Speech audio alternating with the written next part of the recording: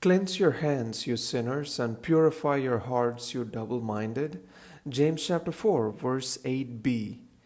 In addition to the command, draw near to God, that we looked at yesterday from the first part of verse 8, we have two more commands in the verse. Cleanse your hands and purify your hearts. These commands together call for an absolute repentance from sins and to embrace God. The strong negative descriptions in the verse, you sinners and you double-minded, is similar to you adulterous people in verse 4. These blunt statements contrast with James's typical address, brothers or beloved brothers.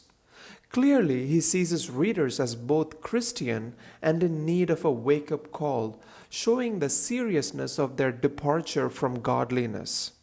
James has already mentioned about being double-minded in the previous chapters, depicting the person whose faith wavers in chapter 1 verse 8, and in chapter 3 we saw how the tongue both blesses and curses. Its repetition here again shows that his readers are attempting to be friends with both God and the world at the same time. A conflict of basic commitment that our jealous God will simply not tolerate. Cleanse your hands represents the external behavior, and purify your hearts represents the internal attitude. Both points to moral purity.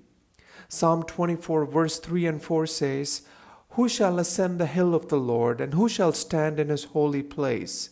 He who has a clean hands and a pure heart, who does not lift up his soul to what is false and does not swear deceitfully." The psalmist required clean hands and a pure heart for those who would stand before the Lord. That's what we see here as well for those who would draw near to God. Have a blessed day.